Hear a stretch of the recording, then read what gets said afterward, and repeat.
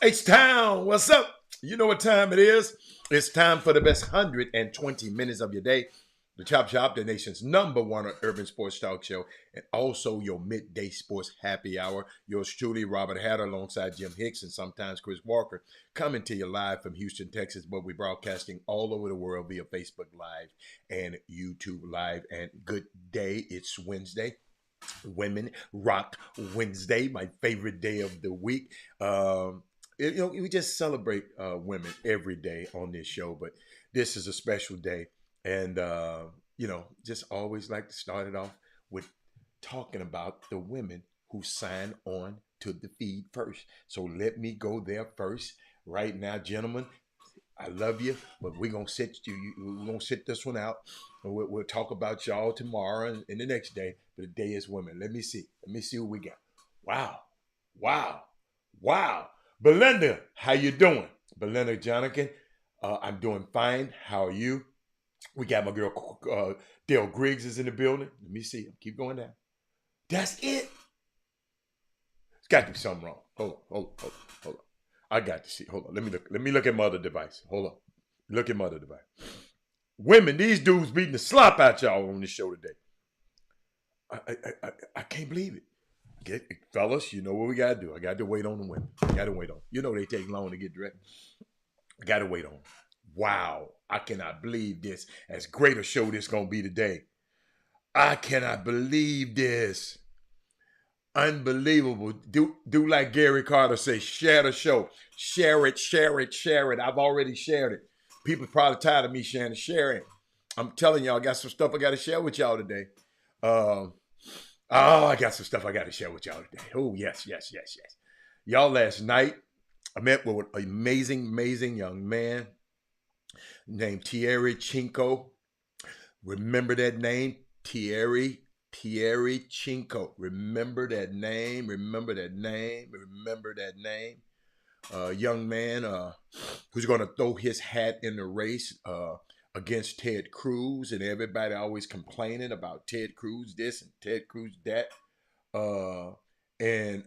We got a young man attended middle school with my son. Been knowing the kid for a long time. Had dinner with him last night. Meeting with him last night. Let me tell y'all something. Our future. I told y'all a long time ago. Our future was going to be bright. I told y'all. Now we got to get out and support. Kim Jackson is in the building. I see her. She didn't say nothing. She just was trying to sneak in and watch, but I saw her. So that's what. Who we got? Kim. Oh, we're going to start the show. I ain't going to wait. Hey, listen, I ain't waiting on y'all. We got Kim. Oh, let me start. We got who we started out with. We got Belinda. We got Dale. We got Kim. Okay. That's enough. Sonya Billings. D White. Okay, D White. Yeah, she just a little late. She a little late. You know, she a little taste. She a ski taste late. Who used to say? Kirby John be saying that. Ski taste. She a ski taste late.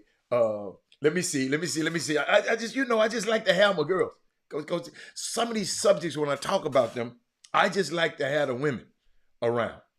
I got to have y'all around, man. Where's Gina? Somebody find Gina. Somebody find Mindy. Somebody find Sonya. Sonya come over there talking about asking me yesterday, well, why they fire Emmy Adoka? because they want to fire him. Sonya didn't like that question. But Robert has got to be a reason. It don't have to be no reason, man, if people want to fire you. I told y'all yesterday, the only person that don't get fired is the owner. The owner. I'm waiting on the women. I got to get one more. They going to come on two at a time in a minute. But, fellas, I talk to y'all. Since the women don't want, fellas, I talk to y'all for a minute, man. Let me talk to my fellas. Hold on. Let me talk to my dudes, man. You see how I'm going to do this thing. Let me see how I'm going to handle this thing. Somebody texting me. Somebody paging me. Saying, I still ain't seen them. They ain't showed up nowhere. But that's all right. That's all right. They're going to be coming on here. But they're going to be coming on here talking. And, got something to share with y'all. The NFL draft coming up tomorrow, fellas. NFL draft coming up tomorrow. I'm going to give you a little information about that. I'm trying to get all of this in. Women, I'm trying to bring it in. We got guests coming on a little bit later. But I want to let y'all know, because somebody told me something alarming. I'm on a phone call this morning, and they just told me something. They said, Robert, this show, no way. These people don't live in Houston. No way. Most people don't supposed to be one of the biggest shows in America. I said, what? He said, Robert, the stuff that you give these people, Robert, I watch the mainstream sports shows, and you giving these people something. He said, man, the only problem is I think the people just think small, and they want to keep this to themselves.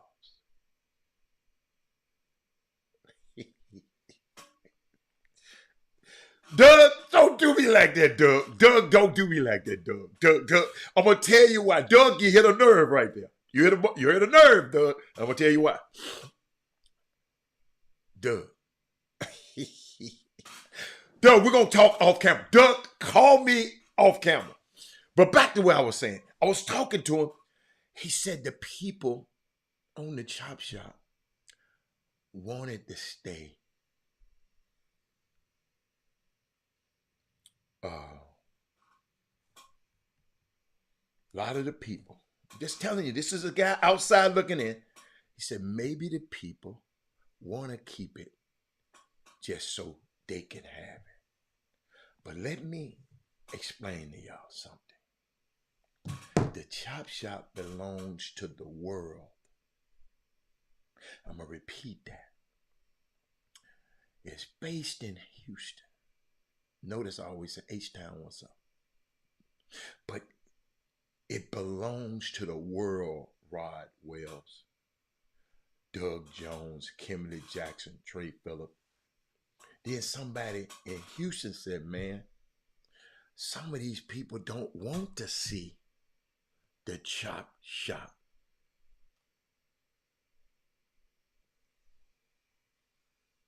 Go to the world.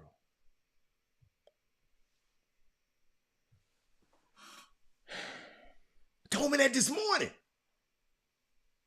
Said some of the people. So y'all examine inside of yourself. Examine inside of yourself. I didn't think about that. We got some people in Houston think this is a Houston show. F Dallas. Yes. Yes. That's why I embrace the people in Dallas. I love Dallas just as much as I love Houston.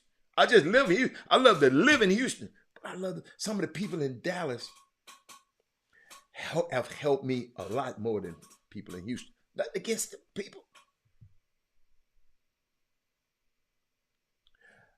Listen. The Chop Shop belongs to the world, ladies and gentlemen. And I ain't hearing no comments. So see, when I don't hear no comments, I don't understand. It makes me feel like he talking about me. If I'm talking about you, yes, I'm talking about you. I just want you to get it out your head I am not defined to Houston, Texas. See, this the kind of shit, see this spirit right here. Y'all, he wrote it down, but that's how his ass feel. See how I weeded it out? I know what I'm talking about, y'all. That's why I get on my knees and pray all the time. I know what I'm talking about. Look at this. Look at the spirit. I ain't talking about the guy who said it. I'm talking about the spirit behind it. Don't forget about us. Wow. Wesley Yates, I see you made it safely. Wesley Yates up there with his son in New Jersey. Wesley Yates Jr. is going, Wesley Yates the third, wait a minute, Wesley Yates, the third is going to play basketball game in the Iverson Classic. But I got to get back to this. A lot of people just came on. Kim, you see what I'm talking about? Gina, I just said something about you a minute ago. Gina, somebody called me this morning and told me, y'all like thumbs up and all that time. But somebody called me this morning and said, Hatter, you got a bunch of that watch this show. They don't want to see the show go to the world. But listen to me, ladies and gentlemen. I'm telling you that Chop Shop don't belong to Houston. It's world. It's a show that belongs to the world. And then, soon as I said that, this spirit just came out of Dwayne Bowden. Take Shop World Web, just don't forget about us.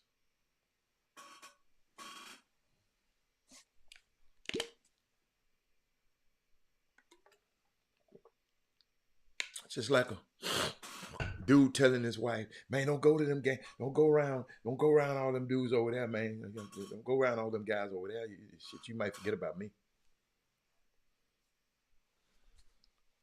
Baby, don't go to the beauty contest. Don't go to the Miss America contest. You might forget about me. Hell, we're going to forget about Houston. Yeah. Y'all see that spirit? That's the spirit. This guy was talking. We was just talking. He said, Robert, you got a bunch of Negroes that don't want to see it. Thank you, Dwayne. Thank you for showing. Now we need to respect people all over the world. Kendrick Lewis is back from Vegas. Vegas was fun. I guess the fighter you won the fight. I kind of found it interesting, unique. I talked a little bit about it. Anything you want to share about the fight? Share it with us. But Gina kind of bothered me. Gina,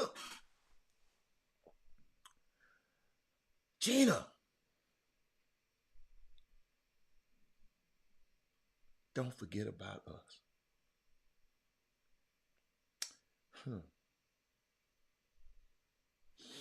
Oh, make you say, let me keep going.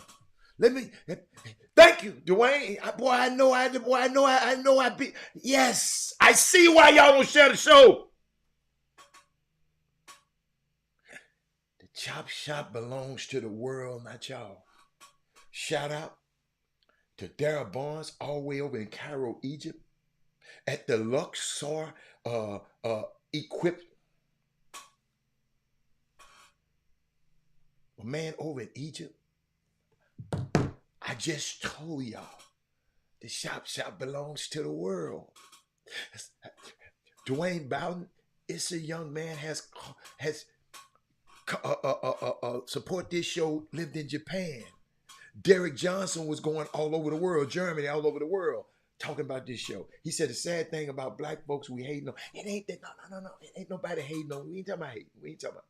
Which I'm not understanding why I've said. It's just that we don't love on each other enough, Malcolm. We forget the hate. Let's love on somebody a little bit more. I like to use, instead of hating, you just ain't loving enough. See, share the show, everybody, right now. It's share the show. I know I'm talking about something. I know you want to hear about the games last night. Y'all know what y'all want to hear about. Somebody text me about Ice Trey. But Ice Trey had already told, Ice Trey daddy had already told you how he feel. And double down on it today. I don't care what nobody say. I'm doubling down. Quinn Snyder done did more for my, because your son had hit a bad shot last night. I understand. No, Dwayne, I didn't say you. Remember I said the spirit of what you said is rampant. Wasn't talking about, I'm glad you made the comment. Listen to me. I'm going to teach y'all something. I'm going to teach you about Rob Howell. If I don't say nothing about your comment, that means I ain't thinking about it. If I say something about your comment, that means your comment, yes, your comment is on point. If I mention your comment, it's on point. No. Listen. I don't want to hear about the people who promote the Chop Shop. We ain't talking about you. We ain't talking about y'all. Y'all just be quiet. If y'all be quiet, we can listen, because it's some people. It ain't about supporting the Chop Shop. Listen to me. See, Kevin Lyles, it ain't about supporting the Chop Shop. It's about telling you that the Chop Shop don't belong to Houston. It belongs to the world. It belongs to the world. That's the point. Ain't about nobody supporting. It belongs to the world. Because we got messages. If a lot of us learn these messages, y'all got to realize I gave y'all some information on this particular show that ain't nobody in no mainstream media nowhere have given it to y'all. And I gave it to y'all here first. On this show that most people won't put a thumbs up and won't share. So people all over the world can get it. It's just, sometimes it just don't make sense to me. It just don't make sense. Can we envision a world that we have power? I know y'all been downtrodden, a lot of y'all in it. But Darryl Barnes, can we envision a world that we have power? Can we envision a world that we the boss? I know y'all been had white bosses all your life, and I understand. Maybe you just can't envision a world. There's some guys I know that's white, can't envision working for, being at a black church, because the black pastor over a church, because they just can't see the black dude over him. But we'll run our happy behinds over there to the Lakewood and Takewood and all the kind of woods, because we used to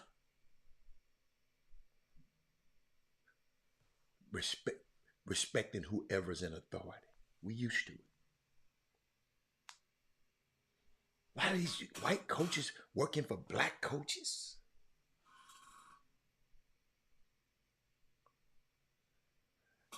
A lot of these people don't like that, Kimberly.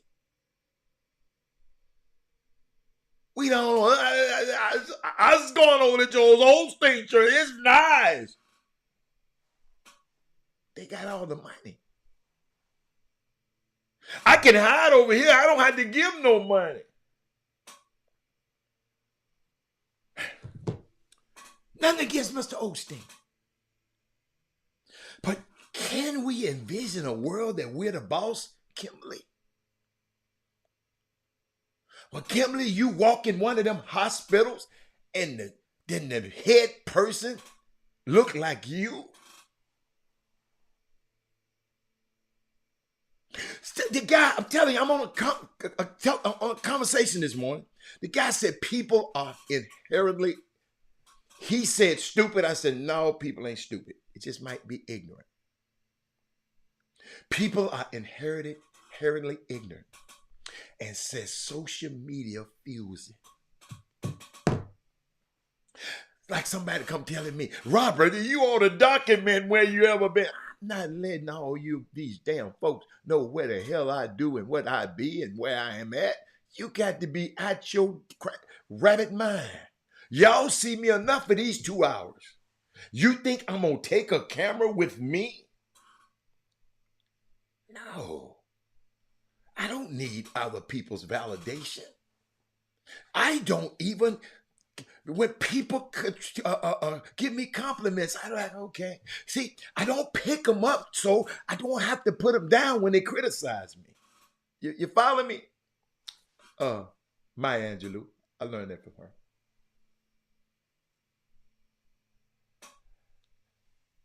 They mad because they can't pull the salmon color shirts. No, this ain't bad. Yo, all I'm trying to do is build a community of people. It's okay for Doug Jones to be the boss of Doug Dozens. That's why I support him. I want him. It's okay for Gary Carter to be the CEO of Extra Eyes Media. I don't know why anybody ever use other media company if it ain't him. Ball is Life? Hell no. Extra Eyes. Ball is Life is not owned by nobody that look like me. Nothing against him. I got to support Gary. I got to support these people. Y'all got enough support. And the content you using is all players that look like me. And you getting wealthy off of that. Y'all follow me? And sometimes we just I want to talk about the Lakers. I want to talk about, hold on. What's the use? I just know, what's the use?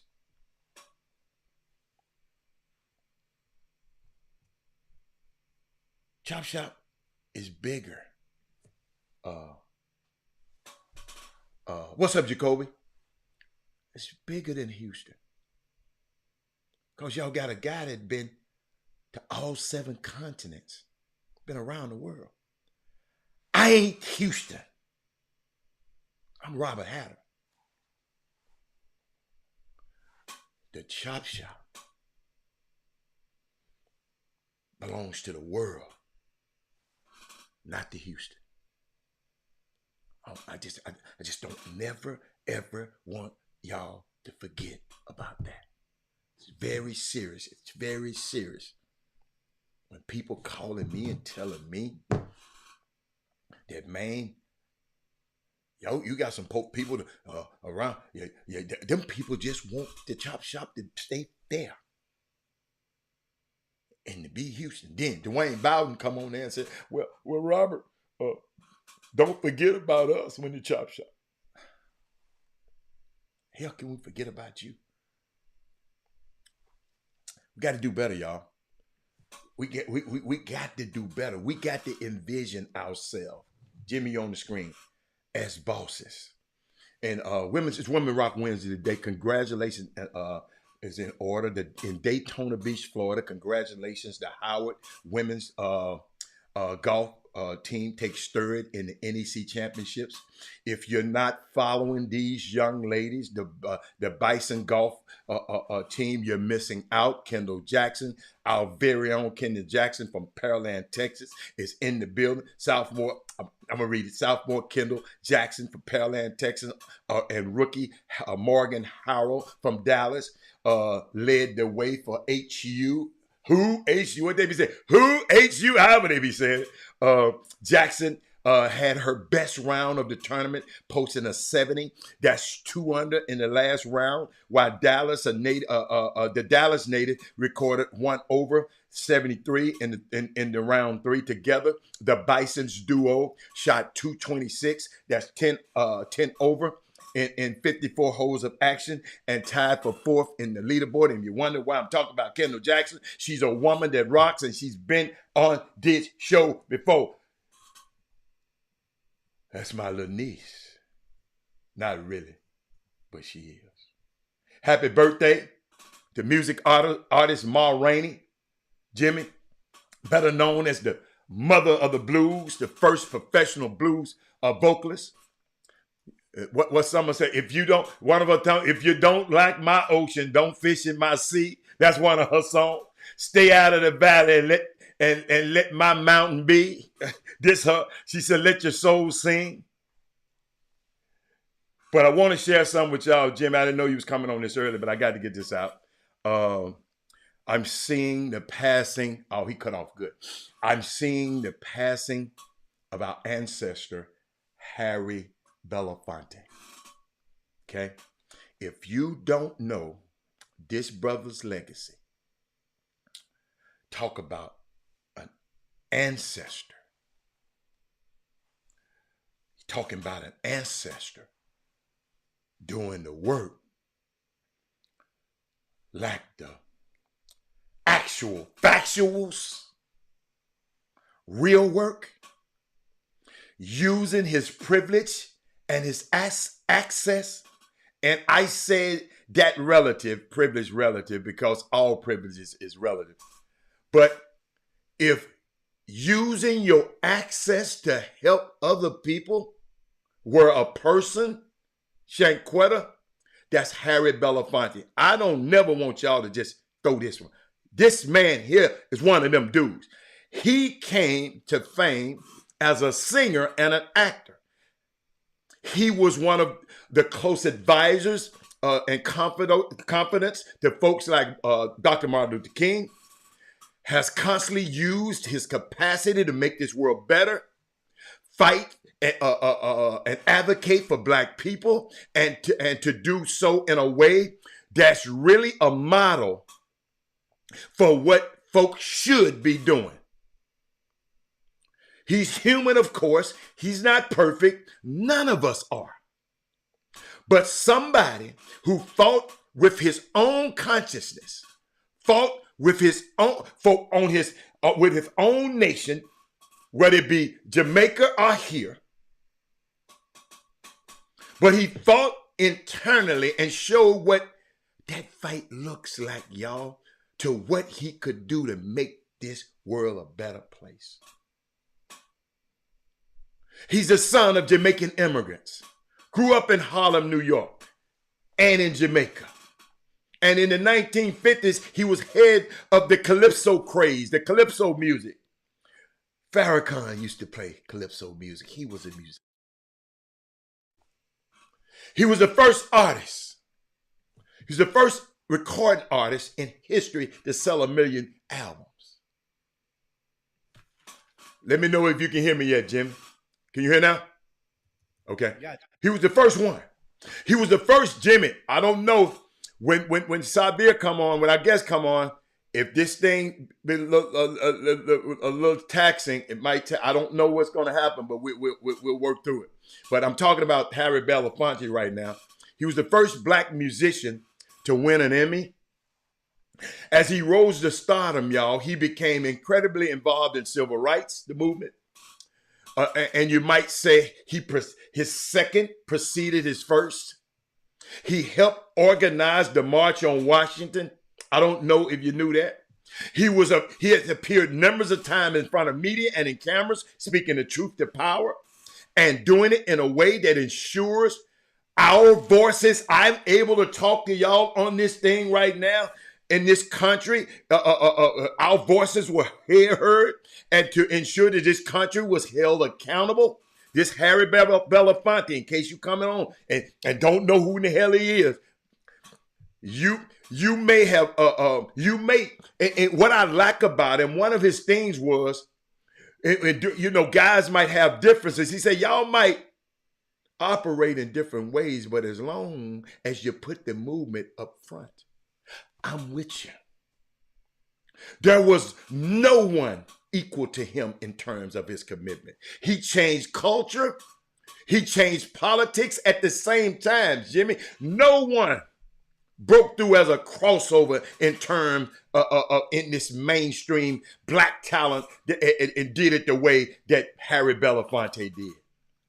But at the same time, he would finish singing and dancing and come and help to change the social order, risking what he's doing in the theatrical and his performance as an entertainer. He risked it all, and y'all don't even want to risk not going to your Cow's game. There is nothing like Harry Belafonte. He was a force of nature. This what Miss Coretta Scott King said. He will be missed, but history will be kind. Man, this man used to spend his bread to fund these civil rights things. People got money. They had to get places. Never let nobody not let you know about that history. I was telling a kid last night, I was at a meeting. I'm sitting here just reminiscing, saying, what if when I was a young man, I knew who Paul Reed Church was? What if I knew who he was? Robert Reed Church. Robert Reed Church from Memphis, Tennessee. One of the richest men in Memphis, happened to be a black man.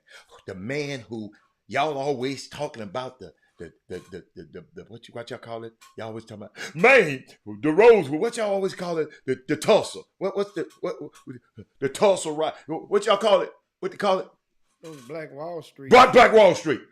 But this man, Robert Reed Church, is the one that funded the guys who went out there to that barren land out there. He the one that gave him the money to go to build Black Wall Street. Y'all hear me? I wish I had to grow up. No, I passed by this man's middle school 100 times in my life and did not know. But guess what? Them books I read in Memphis, Tennessee told me about Nathan Bedford Forrest, the father of the Confederacy. I seen his statue in the damn park when I grew up. I know who he is to this day. And he was just a damn Confederate soldier who lost the damn war. But I knew of him. But I didn't know of this man. And they talking about, and Jameson Morris worried about whether or not we, they taking AP classes out. That's why we need to be. Your kids need to be listening to this show so they can go and think about an Adam Clayton Powell. I'm talking to a young man last night, and he did a lot of this stuff he didn't know. He's saying, what? On this show, I brought up telling everybody about Brian Davis putting a bid in that was more than the Magic Johnson Group's deal. And mainstream media don't talk about it. Talking about the Mark Taylor guy. And mainstream media don't talk about it.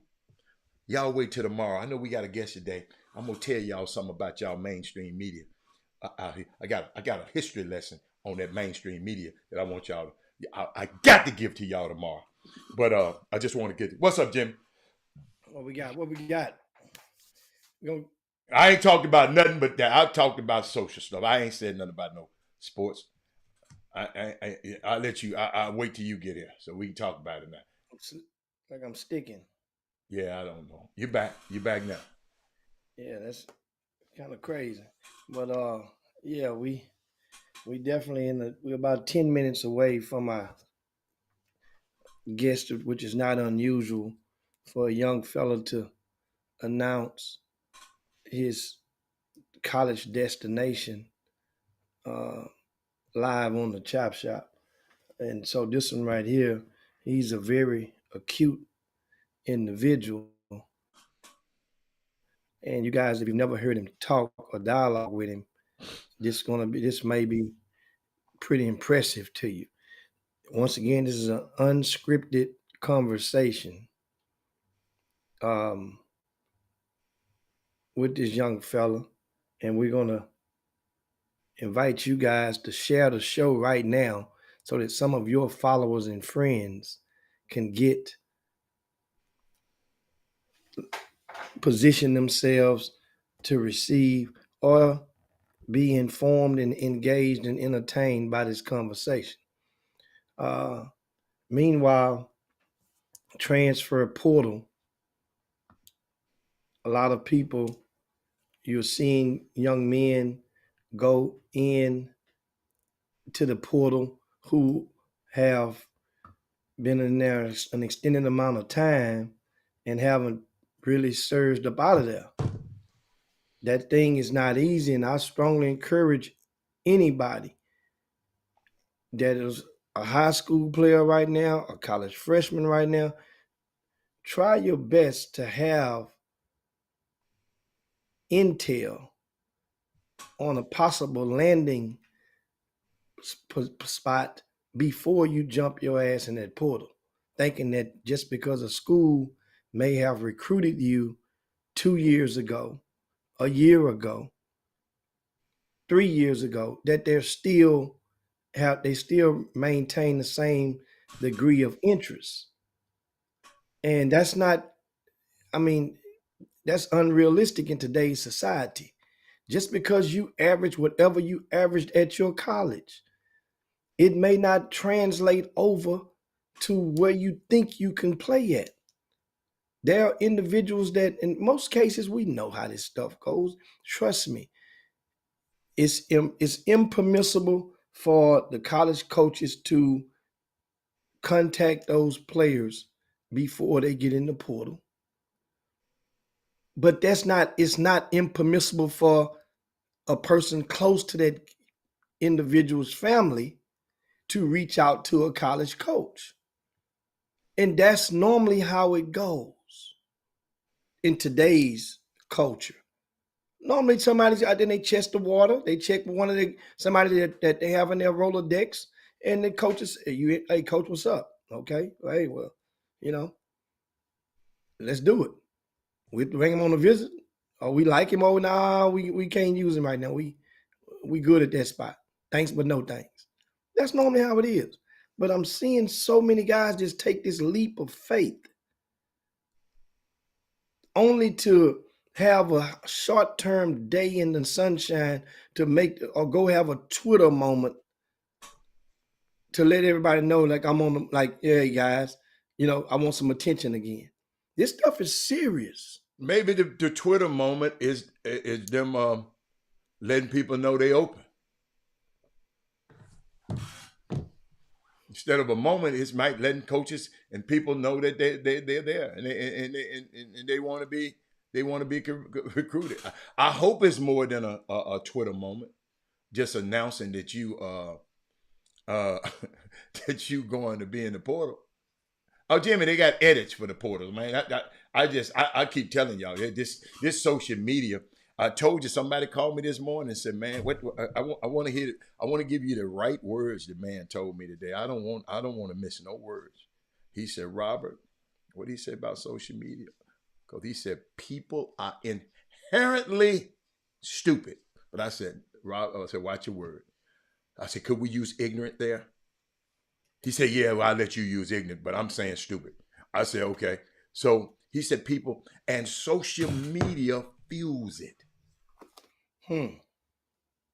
He said, social media says some things. Oh, there goes Xavier. Let's see.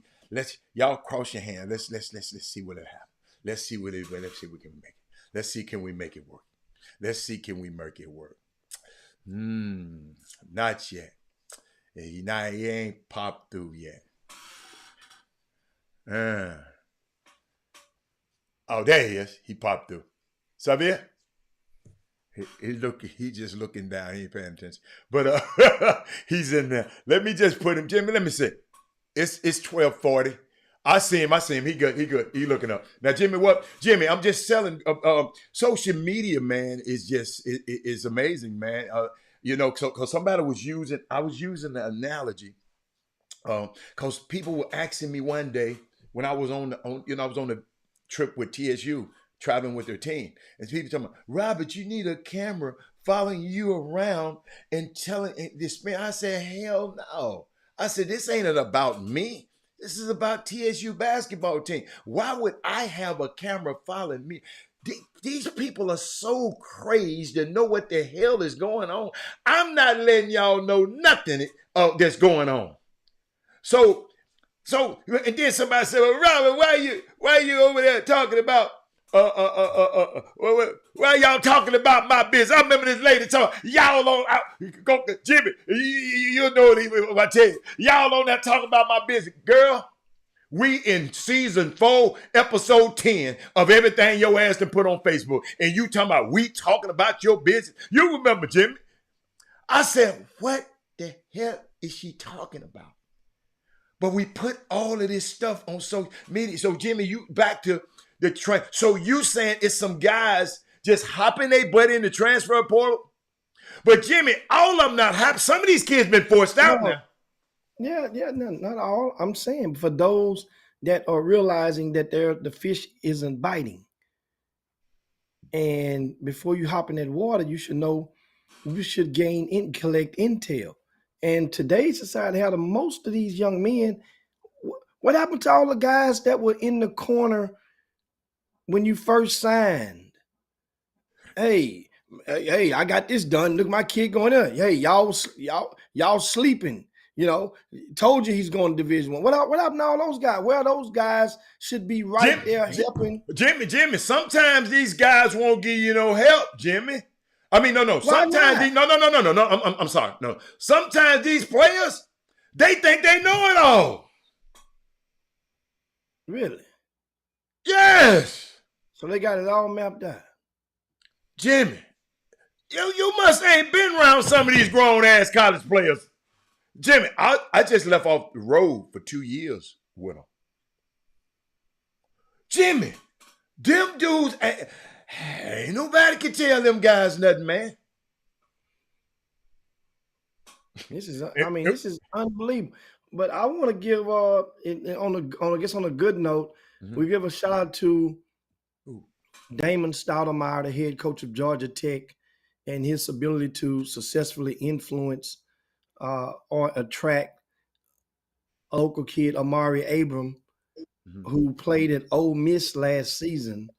He's committed to Georgia Tech. So shout out to them. That's a great pickup for this young man. He and speaking of other way, coming right other way, on in. The other way, baby. Yeah. There you go. Yeah, there you go.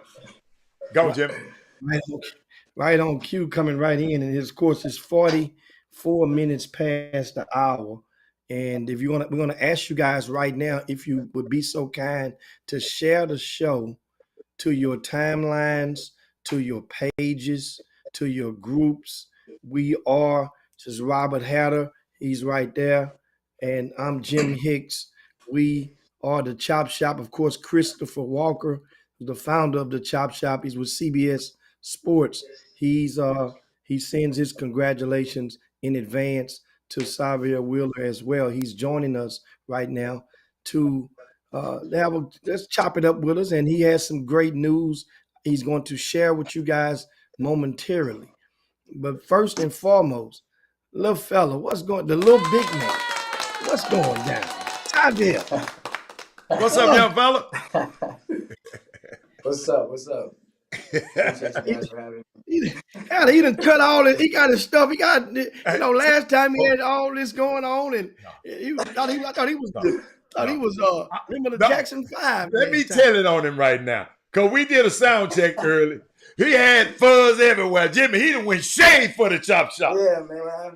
You understand me? Have a clean cut. That man went in shade for y'all today. He know this was gonna go. He know this was gonna go around the world. Smart man. They used to call him peach fuzz back in the day. Peach fuzz. That's what they call him back then. So, Xavier, what's been going on, man? This has been a hell of a journey, of course, at University of Georgia first and then to Kentucky. People may have forgotten that you actually signed with Texas A&M first. So you have already created history, becoming the first player to ever sign with 3 SEC basketball schools in their career. How the hell that happened? Hold up, I forgot about that. Man, that's crazy. I didn't even think of it like that. I mean, obviously it's been a blessing, just to be able to be affiliated with three prestigious universities in the SEC. I've had some great experiences with that. Especially with the last two schools of Georgia and Kentucky, had some remarkable experiences. Even with the A&M, I was signed as a young kid. I was able to go to a lot of the practices, build relationships with the coaches and those players. And that ultimately gave me an advantage coming into as a freshman in the SEC as well. So, all three places, helped me get to where I'm at today. Jimbo? Of course, in this journey, you know, this has not been an easy journey because Mm-hmm. I've heard some of the uh, naysayers throughout your high school career. You're too short. You can't do this. It's almost like one of those sneaker commercials. You can't do this. You won't do this. You don't do this. Wait till you play against these guys. How have you been able to overcome and dispel Yeah. all the negative expectations thus far? That's a great question, and to be honest, I never really looked at it as like, um, you know, overcoming something like that. But it was more just like, yo, it's the next challenge. You know what I mean? I always felt like in my lifetime that I was the number one. I was the best. I had the target on my back. So as the best, you're gonna, it comes with someone else saying you're not the best and the reason why you're not the best. So I just looked at those as things as challenges to work on, and to continue to produce at a high level. And I think that's something I've done to this point. I've always had the city of Houston on my back and making sure I rep the city well and also New York well because I am originally from there. Right. So I've always done those two things, and ultimately the last name on my back is Wheeler. I will always want to make my family proud, and they come first. And hopefully, I've done that to this point in my career and continue to do that. Jimmy, I want to interject something. I remember was a time you was getting the heat because you had him as the number one player in the city. They was tearing your head off around here, Jimmy. Jimmy, you got that little old dude. You're messing the city up. I remember some people saying that. Man, then the crazy thing is he had me one, and he got me in the top 100 camp, and I ended up leading the camp in assists and made all camp. That's because of Hicks. That's because of Hicks. I mean, that seemed like yesterday. I've actually forgot about that. You're right. I didn't forget. The process of which he got into camp, it was a late addition into the top 100 camp. That's right. That's right. For which I'm on the selection committee, and he came. He didn't turn it down. He took it, embraced it. He made his way out to, I think at the time we were at Charlottesville, Virginia. It's where the camp was, I think, during those days. Yeah. It now takes place in Orlando. And Xavier came and led the entire camp in assists. Wow. And got named selected to the All-Star game or the all camp game. That's right. And that does moments like that, you got to play against a lot of those guys that you see now have in different schools abroad. Does that mean anything for us, relationships or being embraced and accepted by those at the time 5-star players? Yeah, definitely. It not only affirmed or confirmed what I was doing at home, but it definitely just to get the respect of your peers is definitely a great thing. Because in the city it's so competitive, especially in Houston. No one wants to give anybody else props. But once you step outside the city and go national and be able to receive the recognition that I received and create relationships with those kind of players that I still follow and communicate to this day with, it was big time. It was big time. That's an opportunity that I'll always cherish. I'm glad you said that. Why do you think it's? Is it just in Houston? Because I heard it's in Memphis. I heard it's in Dallas. Some people, maybe it's just it's the city that you in. Because it's a biblical saying that a prophet is without honor in his own hometown. They didn't even to them Jesus was just a carpenter's son. You know what I'm saying? Yeah. They didn't realize. So is it Houston? Or it's just the local people just hard on you than anywhere else? What do you think? I don't know. I mean, Okay. like you said, I've heard different, different things about other cities. There's cities who are super welcoming and like they push you forward, but then there are other cities like, man, nah, I want mine to be great. I want mine to be great, and so they tear you down. But I mean, through it all, Oh. I mean, through it all, I mean, the best players are gonna rise. The best players are gonna come out up top, and no matter where you're at, they're gonna find you. And Houston's the third largest city in the country, and so they definitely have to definitely have to come out and check us out because all in all, we do end up having some of the best talent across the board. In that class that you went with the top 100 count, how many guys are in the pros now? Man, a You know, lot. I mean, just give us a few names. Anthony Edwards was actually my college teammate. That's right. Anthony Edwards was on my team. Uh-huh. Who else was there? Cade Cunningham was the number one pick the following year. That's right. Greg Brown. Uh-huh. Trying to think of all the guys who made the all camp team. Uh-huh. Those three come to mind. Mm-hmm. And different other guys have really good college careers. I mean, Hunter Dickinson, he was there. He's That's a right. beast. Oscar Shebue was actually on my team at Top 100 camp. Yep, that's where we first met. That's our relationship. We had Justin Moore, we had Villanova. Yes. He was on our camp team. So it was some really good players on there who were pros Mm-hmm. and producing at a super high level at the college ranks as well. Wait a minute. You was in a camp with all of them people and you led the whole thing in assists? Yeah. Okay. Yeah. Keep talking. Jimmy, what else you got? Jalen LeCue was there. And I think Isaiah Wong too. Oh, Wong was there? Final four. Yep. Yeah, Wong's a pro. Wong's a pro. Yeah. I mean, of course, you just tune in, guys. We have Xavier Wheeler live with us on the Chop Shop. Your midday sports happy hour, the best 120 minutes of your day. Of course, I'm Jim Hicks. Robert Hat on the side of me, and we are having a conversation with Xavier Wheeler, and he's going to announce his college destination shortly. But want to go, a lot of things take into account of making a college decision. Take us through, educate those who may be watching that may have relatives or may have loved ones that are basketball prospects about to enter the recruiting phase. What are some of the things that you got right about your college decisions and versus some of the things that if you had to do it all over again, in which you are doing it all over again, that you may have mistaken on before or failed for? Some okie doke. I think in my situation, honestly, I don't think I got tricked or fell for the doke at all. But I think some of the things that you have to consider, and some of it is just being honest with yourself, is what style of play fits me. Where can I go that the coach has a history and has a plan for me being able not only to get better, but to impact winning as soon as possible. Like for me, for example, what I'm saying, I wouldn't fit at a program that walks the ball up the court. That's just not me. I play best at when it's fast pace, up and down, getting guys involved, quick shots, and be able to pressure the ball on a defensive end as well.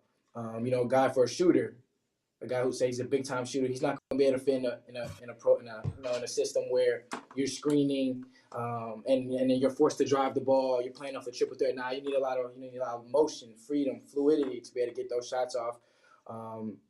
And say, I'm a guy who's played zone all my life. I ain't gonna be able to impact the program if the thing is full court man the whole time. Just things like that. You got to be honest with yourself and knowing like where you fit. And that's one thing you got to take away from it, and also who you're gonna be playing with, because at the end of the day, when you're playing college basketball, in order to get to the next level, you got to be known as a guy who's won some games at the collegiate level. At the pro level, if the NBA aspirations, no one wants to have a guy who hasn't won. You got to be somewhere where you can impact winning. You got to be somewhere where the coaches and coaching staff cares about you and they know that you can impact winning and see that they have a plan for you to do that. And I think those are the two biggest things for young college kids. But also the game has changed with the NIL stuff. So also a place where you can have some opportunity and make some money off your name, image, and likeness as well. I mean, that is awesome. And so now the visit process. What all takes place on an official visit? A lot of people On may the not. They may seem official, like a basic question. A lot of people don't really. You gotta realize a lot of people don't know what official visits are. What takes place, how it goes down, what's basically takes happens for a player of your magnitude when you take an official visit. Your first one versus your last one. Tell us the differences. I think in a kind of crazy way, Mhm. especially when I was released from I got my letter of intent from A&M. I got released from that. Um, it was kind of like a sped up process similar to this because usually I got my release in April Mayish, Mhm. and usually college basketball rosters are set by then. The guys are about to come onto campus, and so the schools that I was considering needed a point guard, needed a guy to come in. Um, like let's run the show, let's go. And so my official visits from there it was a lot of urgency. It was like, yo, we're gonna show you the campus, come in, you have dinner with the whole staff, everybody, nutritionist, weight room guy, strength coach, all assistant coaches. You have dinner, introductory stuff. The next day is usually where you watch film. They give you a campus tour, and they kind of show you, hey, at the end of the day, kind of show you, hey, this is our plan for you. This is how we see you coming in to impact our program. Um, and the day after, it's like it's kumbaya. They put a lot of pressure on you, and we did all this for you. You ready to commit? You ready to commit? And so I think that's the pressure of going on official visits. That those guys really put. They lay it out. They bring out the red carpet for you to kind of commit on spot. And sometimes it's hard. Sometimes it's hard because each school offers something different, but it's also that's unique, and it's like, man, I can't. Should I turn that down? Right. Should I really turn that down? Right.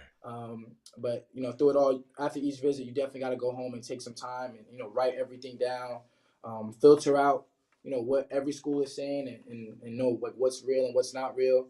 And then that's how every visit has been because even when I went into the portal the first time, during COVID, everything was Zoom. I didn't get a chance to go on the campuses. It was just straight down to business. Straight, yo, this is what we're offering. This is how we can see you coming in and impacting. This is how you can help us. This is how we can help you. So that was a different process. And then this time around, I was able to take. I took 2 visits. Um, this time around, and it was kind of like the same thing. It was a sense of urgency, like, yo, this is your last year, this is your last go around. We know how important it is to you.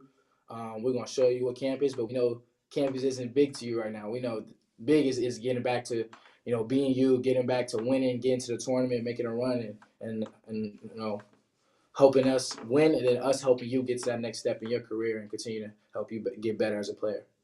I've heard you mention the next level a couple of times. So, ladies and gentlemen, this young man is planning on being a professional basketball player. Let's get that straight right away. That if you're listening to him, he's going to schools that's putting him in a position, and I'm glad you and I just picked up on that. You said it 2 or 3 times, so I picked up on that. You are playing, but what is your graduation? You've already graduated. What is your graduation status? Okay, I graduate actually this Friday. Oh, no, I'm sorry, next Friday, May 5th Okay. or May 4th. I don't know. I don't know my dates. I just know next Friday is the day. I believe I'll be walking. And my degree will be in sports communications. Hmm. Interesting. Yeah. Interesting. Speaking, of course, of the next level, what players have you patterned your game or your style after? You know, like back in the days, we sit in the driveway and we name a player and we shoot off the who you I can't wait pattern to your. hear this. Man, you know what I mean? I'm originally from New York, so I got some New York swag to my Okay. game as far as the flair, the handle, the Uh-huh. excitement I bring. Uh-huh. But definitely guys like Damon Stoudemire, Yes. um, Yeah. Isaiah Thomas, the most recent Isaiah Thomas, Uh-huh. um, Kimball Walker, and even a little bit of Brandon Jennings. Also watch film. My dad, we watch film on guys like Kenny Anderson, Mm-hmm. Kareem Reed, you know, Marbury, just, you know, guys from the area that I'm from, and guys who've made it at my size and who have, you know, done, you know, significant damage in college and also went on to the NBA to have, you know, great careers as well. You know what I see you at? And you didn't mention his name. You know where I see you at? I must tell you. And it's just late. Avery Johnson. It's just Avery late. Johnson. No. He better than Avery. Don't tell Avery. Hold up. In college, he better than Avery. Avery had to go through about 12 minor leagues to get to where he was. Avery had a hard time now. Avery didn't go to no Power 5. Avery didn't have the exposure platforms that Xavier had. That's what I'm saying. He didn't have no Power 5. So back to Xavier. You made me lose my train of thought, Jim. But I'm gonna tell you who I liken you to right now, because I've been watching.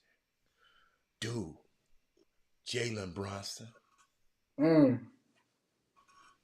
I've been watching this game, and I've been watching yours. See, you've been watching. You and your dad have been watching tape. I've been watching tape on you. Because I said, man, I got to check on my young fella, man. Because I like to watch tape. And you got something. You got to understand, everywhere you went, you won. Yeah. Only reason y'all were losing, you got hurt. Yeah. You follow me? Yeah. In high school, didn't nobody want to see you. No. On the summer circuit, they didn't want to see you. So I got some. Next time you look at film, I just want you to watch turn that other stuff off and watch a little of this Jalen Brunson and watching how he dissecting these people in the playoffs right now. But I just wanted to share that with you. I just wanted to share that. That's my comment. Now, of course, we are 3 minutes past the hour. We've been chopping up with Xavier Wheeler, and what we can do now, we can let him have the stage and to share with you guys what his next college destination will be. And Xavier, if it's okay with you, we might can take a couple of questions.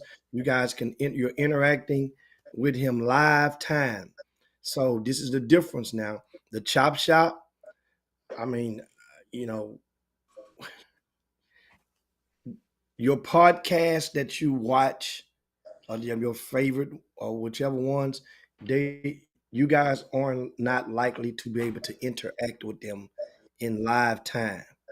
This is what we do on the Chop Shop.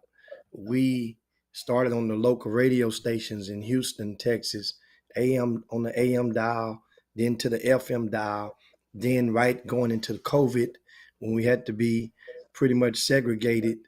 That's a crazy word, especially down south nowadays, but secluded would be a better choice of words. We branched off into this format. And so we at first, I guess we didn't accept the word podcast because we were a radio show and happened to be streaming at the same time, which was rare. So you guys are in the rare space. We're going to give you the opportunity to present questions to Xavier.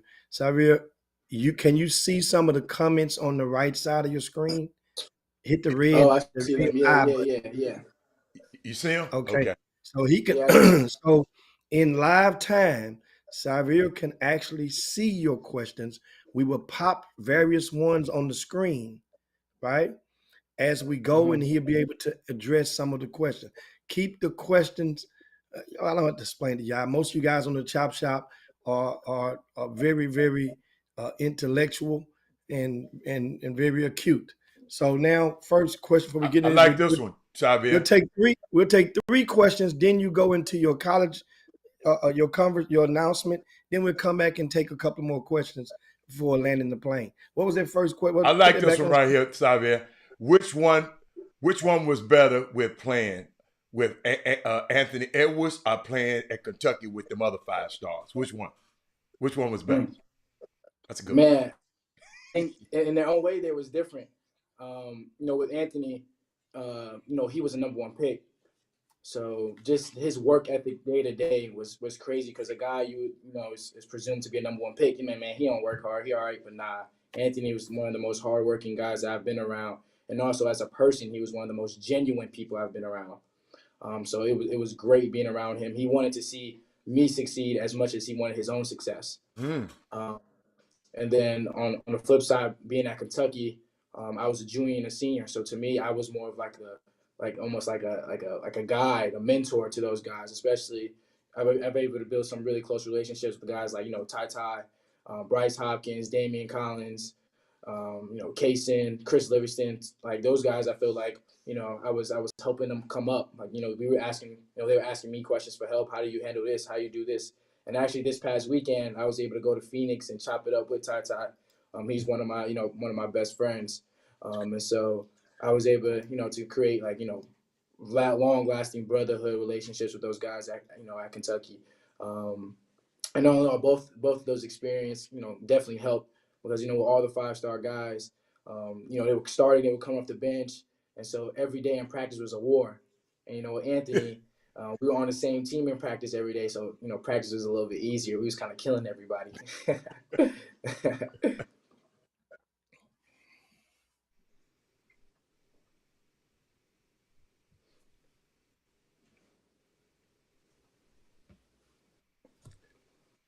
Can you hear Xavier? Can you hear me? I can't hear you now. Okay, you can hear me. Okay. Now we didn't hear what the last thing you said. It's just blacked out, but don't worry about it. Don't go. Somebody said, what part of Isaiah Thomas's game do you put into your game? And did you wear number 2 because of IT or anyone else? Nah, number 2 just happened to be like one of the first numbers that I've ever received when I started playing basketball. And also just, keeping the main thing, like, playing for God, keeping my faith first, and also for my family members. So those are the 2 biggest things to me in my life.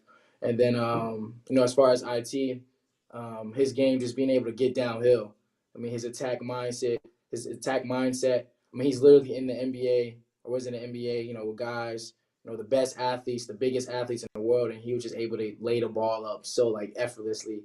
So just his attack mindset, how he's able to create space to get his own shot, get into the paint and make plays for others, was definitely a piece, or some details that I've taken and learned to implement into my game. What about where do you see yourself after sports, when you finish with sports?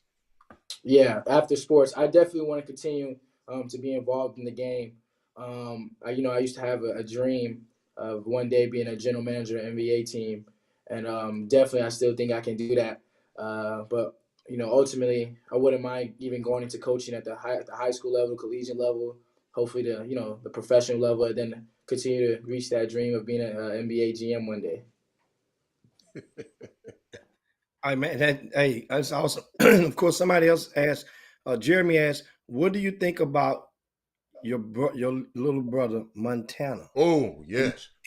He's 10th grader at Houston Christian School, located in West Houston, your alma mater. This young fella has been lighting it up. He was the player of the year in his respective in the SPC. How would you, and what do you think about Montana's game? Give us some breakdown of it, and how would you compare him in the 10th grade versus you in the 10th grade? How would I, kind of explain Montana's game would be like he's a breakdown guard. Okay. His gifts kind of differ from mine. My gift was obviously playing with speed, but the way I can elevate and galvanize my teammates. I have a special gift of being able to get guys involved, be able to, make spectacular kind of passes that no one sees coming. But that also I have the ability to score at a high level. Whereas Montana, he gets it on. Like, he gets busy. He's gonna have 20 at the end of the game. Easy. Majority of his games, and he impacts the game with his aggression. From day one, from when the ball is tipped, you can hear him, you can feel him, and he gonna end up flying right by you, just like I did. Maybe my speed is maybe a little bit faster. I got generational type talent when it comes to speed. I think I could beat Usain Bolt in a race. Mm-hmm. I'm crazy enough to think that. Mm-hmm. But Montana, I mean, his year speaks for itself. The kind of numbers he was able to put up, and the fact that he won an SBC championship as a sophomore speaks volumes. I didn't get a chance to win it. I broke my hand my sophomore year, but for him to be able to do that, I mean, he's right on track. To win another one and hopefully get 3 state championships at Houston Christian.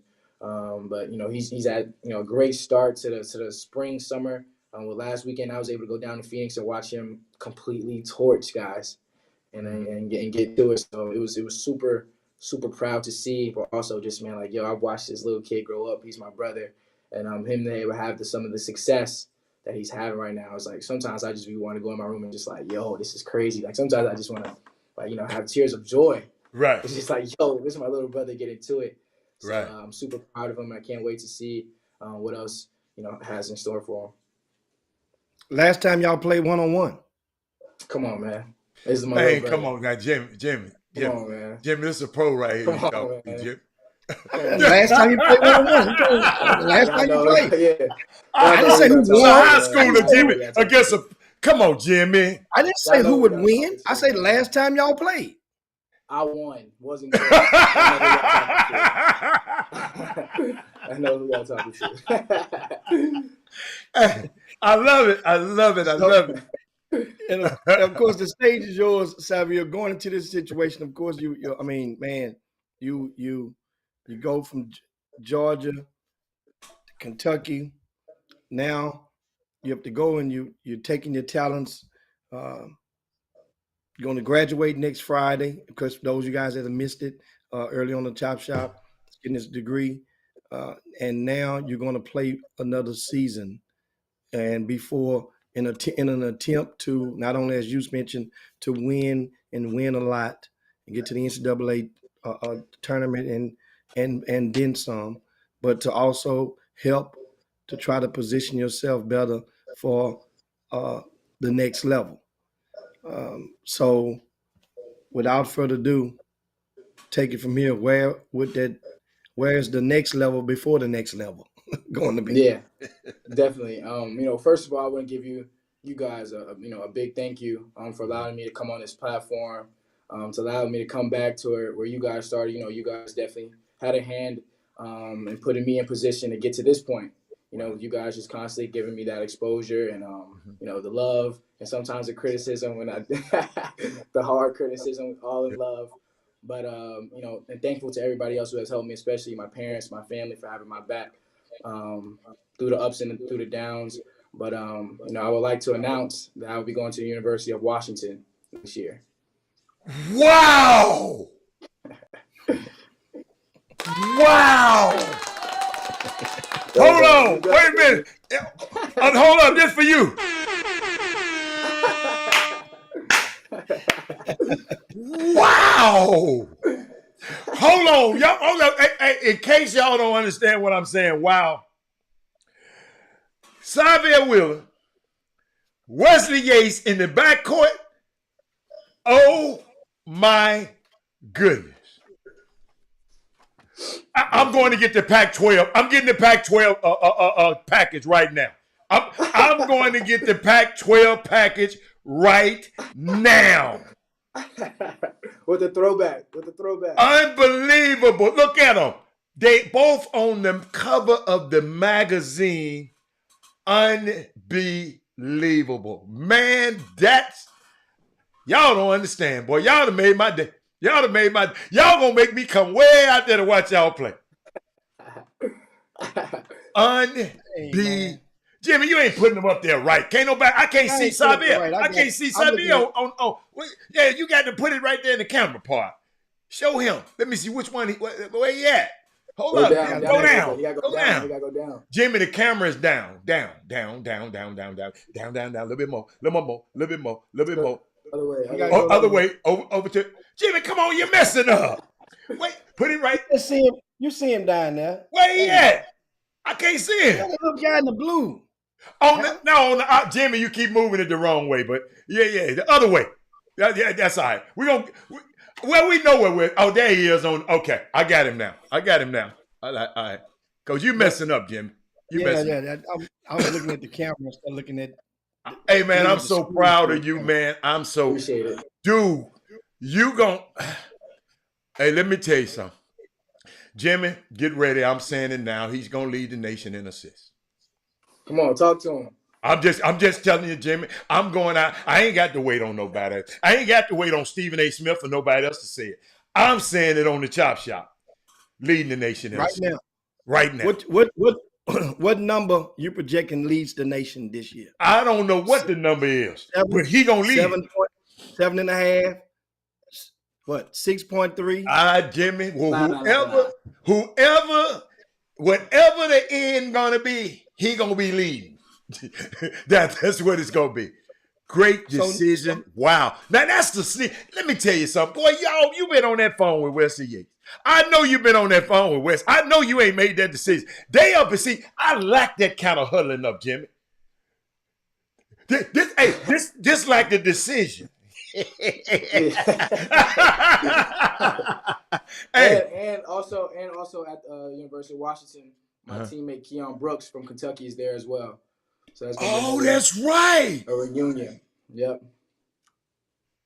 Man, I like that, man. I like that, man. Hey, y'all, if I drank, I'd have a drink to that today. If I drink. So now the magic question: why Washington? Okay. Why Washington? The three biggest things that I was, transparent to every coach, and to everyone who asked, was my three biggest factors was style of play, which I something I mentioned earlier. With every recruit has to look into my roster, who I'm going to be playing with, what guys are coming back. How can I fit with them? How can they fit with me? How can we complement each other? And NIL. I mean, that's the space we're at in the new day and age where that stuff is important. And, as far as style of play, being able to play fast, be able to play with a lot of freedom, be able to get guys involved, high possession game, because that's where I'm at my best, be able to attack, early offense, made baskets, and also to be able to push it down your throat on a miss. And who I'm playing with, you mentioned Wesley Yates. Him be able to score the ball, shoot the ball at a high level. They got two huge bigs who are stupid athletic. One guy was all defensive, and then the guy who ended up getting hurt should have been was on pace to be the Pac-12 Defensive Player of the Year. Keon Brooks, he was an all-league in the Pac-12 last year. They got a transfer in Moses Wood, who was a 6'8" guy, averaged 18 points, shot 42% from three out of Portland. So just having those pieces around me that I know that is going to allow me to be at my best. And ultimately a coaching staff that, not necessarily believes in me, but is empowering, is like, yo, go be you. Be you. We're bringing in you. Like, we didn't want a point guard. We wanted Xavier Wheeler, and they made that abundantly clear. And just the opportunity to get back to the tournament and get back to winning basketball was something I couldn't turn down. And that's ultimately why I made that decision. Who was the other visit? Georgia. Oh, yeah. I'm glad you didn't go back there. Okay. All right. No, that's just me personally. I don't mean that, Georgia.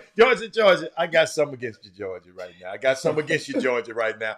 Yeah, go look at the shows from Monday, and you'll know what I got against Georgia. But keep going. Yeah, so, also just when I went on the visit, just be able to see some of those guys that played at Washington, like I was able to chop it up with him. They got guys who played in the NBA on staff, like Quincy Pondexter, Will Conroy, who played at the NBA at the point guard position. Just be able to see, how they will continue to help me develop, and also how, like, man, this is what your game translates to the NBA right now. And this is what we're going to do to help you add to your game, and also to help you get the best shot of getting there. And I know that comes with hard work. That comes with winning some games. Ultimately, it comes from the belief not only from within, but also from the coaching staff as well. And they've done that with me. So I'm super excited and super confident. Can't wait to get up there and work. Now, did you go down to? How did you get down to those two schools? It's Georgia and Washington. Did you have a list down to 5? Did you have a list down to 4? Or did you just go straight and cut everybody, take all the fat off the meat, and went straight down to two schools? Take us through that process. Yeah, definitely. I think that's the biggest thing. And you guys know, like, my dad is a super big person in my life. The way the influences all my decisions. He's super honest with me, whether it's the best thing in the world or you're not good enough yet. So having him on my side and him kind of be able to filter that stuff out was big time.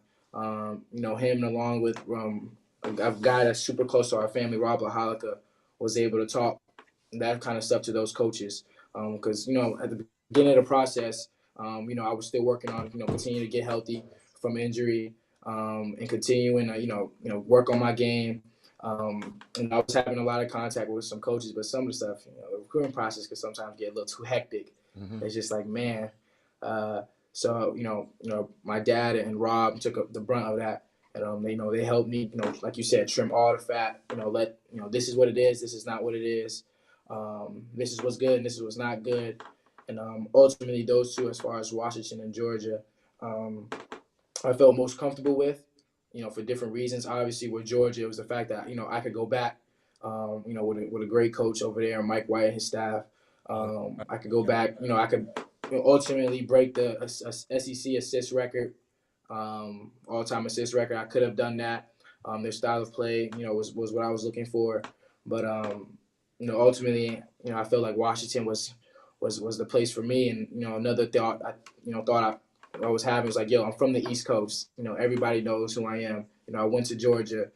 Went to the SEC. Everybody knows who I am. I'm from, grew up in Houston, Texas. In the South, I got that. And I think the next part is just enlarging my coast and moving on to the West Coast and, solidifying my brand, my presence over there, and continue to, get better, continue to work, continue to kill, and get to that next level. How's your body right now? How's your body feeling? Because I remember you had a shoulder and then something else happened. We all right? We got another great. time. We're great now? We great. So you in the gym going at it full speed right now? If the national championship was today, I could play a full 40. Okay, say no more. Say no more. Hey man, this is super conversation. Of course, Xavier Wheeler is 23 minutes past the hour, guys. Mm-hmm. If you just tune in, we'll ask you to share the show with your pages, share the show to your groups, to your friends.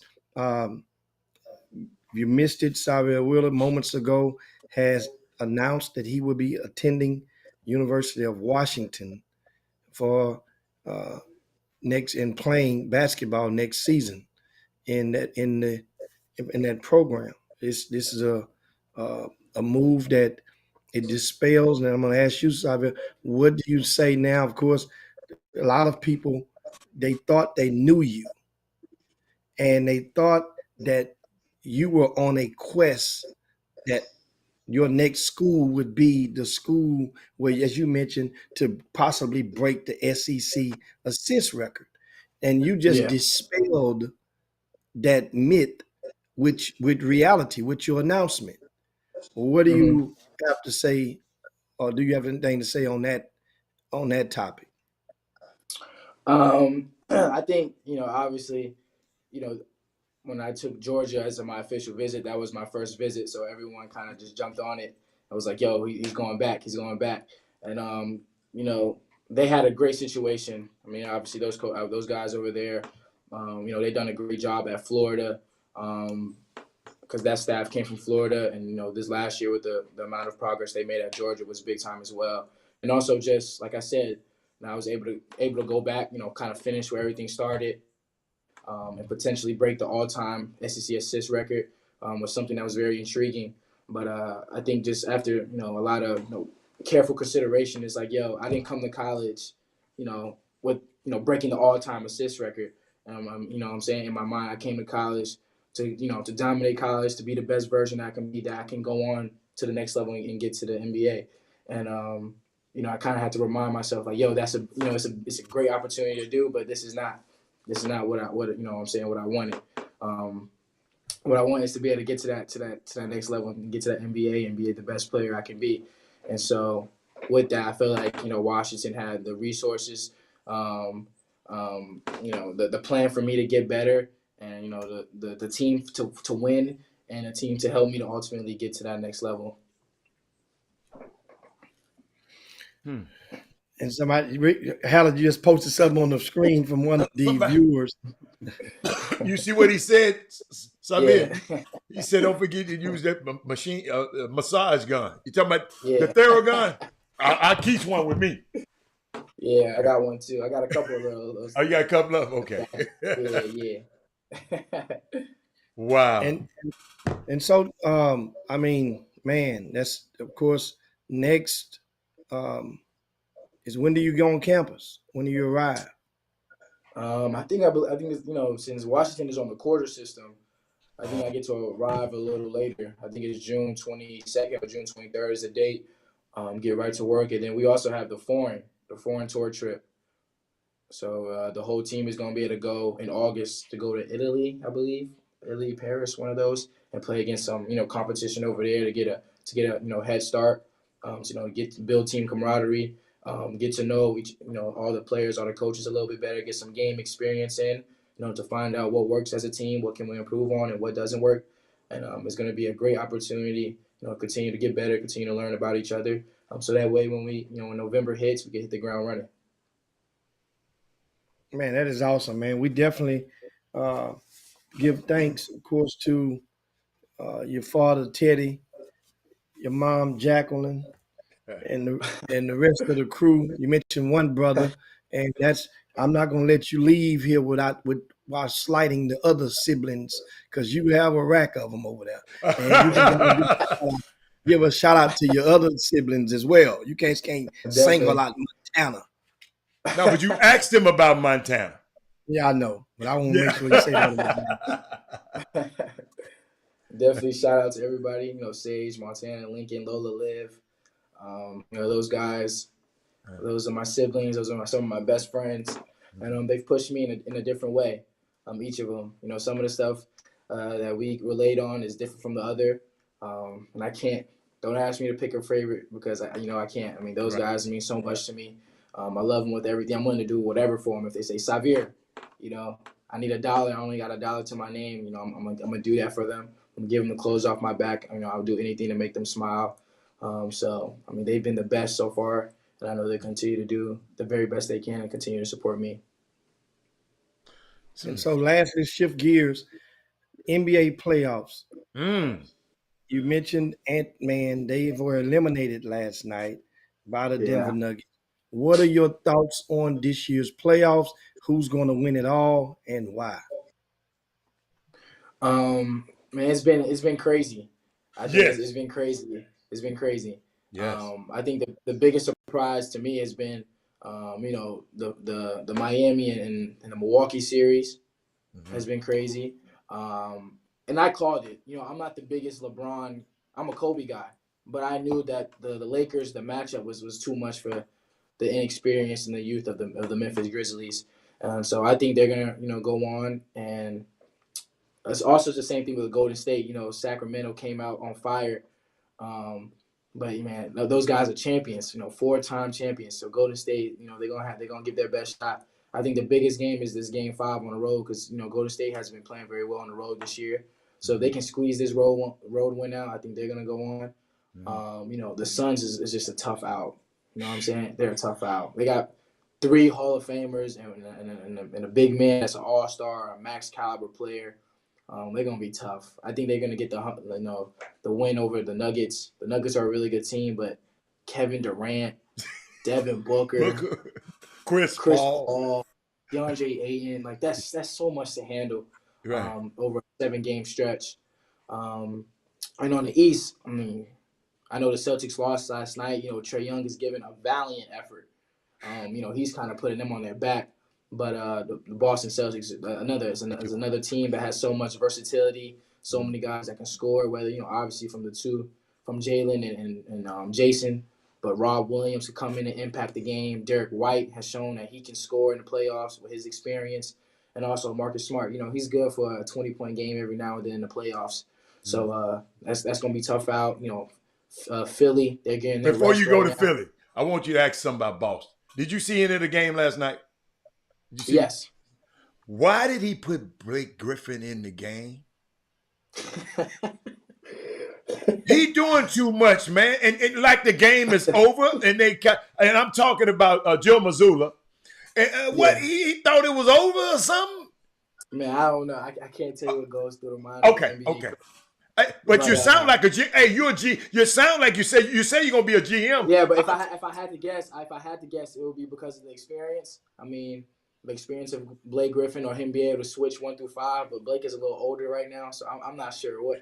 You don't. Okay. I wouldn't have done it personally. Okay. That's all I wanted to know. Now tell me about them Philly. Them guys from Philly. I kind of like them a little bit. Tell me about Philly. Yeah. I like Philly right now as well. I think James Harden. He's kind of stepped into that playmaking type of role. What name did you just say? What name? James Harden. Okay. James all right. Harden. Keep going. I like to hear that name. He's kind of went into that playmaker. He went from a guy that was getting like 50-point triple doubles, like ISO Joe. I mean, he was unbelievable to now that he's playing with a guy who's MVP, who I think should win MVP, and Joel Embiid. Yeah. And he's kind of learned how to elevate his game through the pick and roll, and elevate his teammates' game with guys who can shoot the ball, with Tobias Harris, with Tyrese Maxey, who's having a terrific start to his career. And guys come off the bench like Shake Milton, guys who can defend. Matisse Thybulle. I mean, they got some really good guys over there. They got rid of Thybulle, remember? They got rid of him. Yeah, you're right. Yeah. Who's the guy I'm thinking of? You guess what? I don't like him though. But Niang, I don't like Niang, but Nah. He plays a lot though. No, PJ Tucker's what I'm thinking about. PJ. Oh, yes. Veteran presence and guard who's going to be willing to, take the charge. He's going to be really get in your face. He's going to be ready for the fist fight. Provides, that toughness that they need. But Philly's going to be really good. You can't. So who's going to win that thing? Philly. Who's coming out the East? Yeah. Man, I know this isn't going to be a popular answer. I know it's not. That's all right. I'm gonna go with the Knicks. I'm gonna go with the hometown. I'm gonna go with the Knicks. Yeah, that ain't popular. You ain't lying.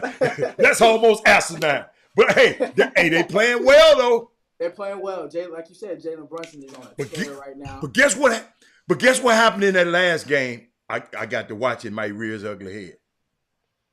We got Mr. Powden over there right now. Julius Randle. Yes. He pouting like a little girl. He just over there. When the team winning, he over there. Don't want to talk to the press. And I'm hoping our other Houston natives can come back healthy. What's wrong with him? I didn't know he was hurt. I think I didn't see it. I didn't see it either, but I saw that he hurt his shoulder. I think it was game 1 in the Cleveland series. So hopefully he's back. I miss him. I miss Quentin Grimes. Jimmy, I don't know if you've been watching the game. Q ain't been playing, and I missed him. I didn't know he had got hurt. I must have missed the time he got hurt. Yeah, Q was playing. He was playing some great basketball. Yes, he was playing. He was leading the NBA and points coming out of the left corner. The NBA spread the floor, knocking down the 3-ball, and he's one of the premier NBA defenders, I guess.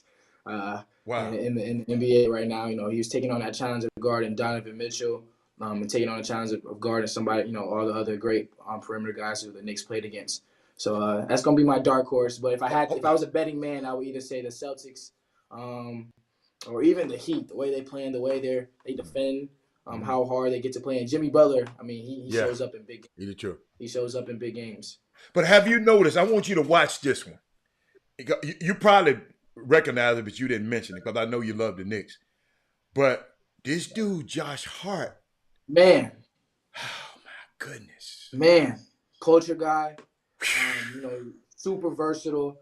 Could do it all. Could guard. He's a great rebounder for his position. Can make shots. And he was a teammate of Jalen Brunson's at Villanova. Yes. So their chemistry, them being able to kind of talk to each other, know each other, where they're at on the court is definitely helping them.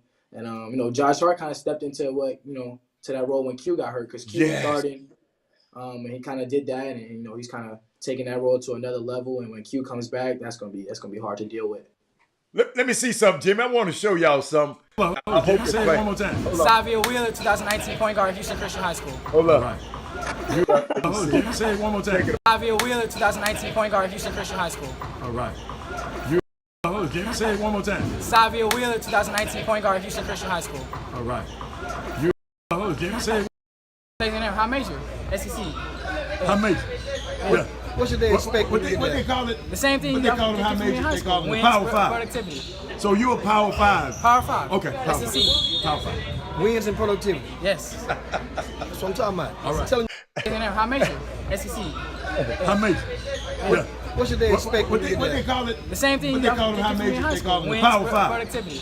So you a Power 5? Power 5. Okay. Power SEC. 5. Power 5. Wins and productivity. Hey y'all, Jimmy. That's what I'm talking about. All right. Telling High major, SEC. High major. Yeah.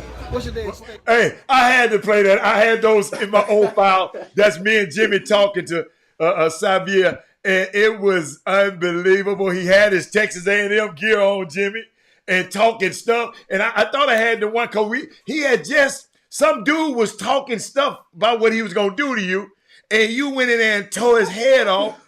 And I don't know where that part went. I think Jimmy probably erased that part. Yeah. That was at the back to school battle, right? What was it at, Jimmy? I think that was the back to school. It battle. was something, man. But I tore my meniscus that tournament. I was playing on a torn meniscus. Oh, you did? Yeah. And back to Jimmy. Jimmy, they just had a report. Since you was whining and complaining about Kawhi Leonard, he got a torn meniscus he been playing on. Yeah, because Jimmy was talking about he load managing. No. I said I acknowledge he is hurt now. Okay. But it's almost like crying wolf because there's been times when it was known that you was not hurt, like crying wolf. So now you get hurt now. And he had 30 points in game 1, 30 in game 2, over 30 in both of those games, and you get hurt now. So now you get hurt. So the load management thing you can bring into account, of course. And it's going to be in a matter of about a couple of years. They will have the new batch of analytics to show possibly that it doesn't work as much as they think it does because you can get hurt at any given moment. Well, that's any time. Yeah. But it's like I'm going to preserve them because the fans, and if they do, that's why the NBA try to encourage them. If you're going to sit out at home, not on the road. Yeah, But this has to do with Kawhi in this situation because, like I said, they wasn't winning it anyway. So without PG, they wasn't going anywhere anyway. But what I'm learning about sports, what I've learned in 30 years of being in this stuff, injuries are part of the business, man. Look, think about this. If injuries didn't happen to you this year, y'all have a better year, you probably wouldn't be transferring. Xavier, if injuries, maybe not. But I'm just saying, if injuries is just a part of the game, man. And and it's gonna be affected. Guess what? De'Aaron Fox is not gonna be 100% tonight. On his shooting hand, his index for he got a splint. You know what Draymond Green gonna do. You already know he gonna go for that hand. Yeah. You follow me? So, but Jimmy, are you still there? Are you froze up? Let's get my young fella, man. What's your schedule like today? Are you done? I know you're walking. You ain't got what you doing today. Man, I'm finishing up last minute school stuff. Okay. I'm probably gonna go play some pickup later on. And probably to everyone who's probably gonna congratulate me. Maybe do a few interviews here and there, not too many. But ultimately, just enjoying this day. Because it took a lot of hard work to get here, but also there's a lot of hard work left to be done. I'm super grateful for everyone who's helped me along the way. And again, thank you to you guys for allowing me this platform to come in here and talk to you guys, to share it. I think this is the second time we've done this. I think my first commitment to Georgia. Yeah. My first commitment to Georgia out of high school. I did it with you guys. It was at my high school actually. Yeah. So it's been super grateful. Thank you to everybody, who's on this live, who's commented. I see the comments. Miss Mindy, thank you. Shout out to you. Matt Branch, that's my guy. And, everybody else is, super complimentary and congratulating me. I'm super appreciative of this. Jimmy, get it. What you got? No, I'm just looking. I know a lot of times, at this point, the schedules are made already. but I know that certain players, when they come into a program, they often yield the influence to encourage a coach to possibly, see if it's a last minute way they can schedule a game in that area or whatnot, back home or something. Some might have fell through, and Jimmy, the so Pac-12 go against the SWAC. Do they they do it did for again this 2 year? years. But I think that was a 2-year deal, though, Had. I don't Yeah. know. Well, it I ain't think been that's but 1 over. year. I thought it was 2 years.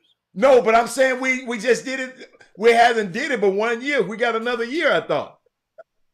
That's been one. I thought it wasn't 2 years already. No. This was the first.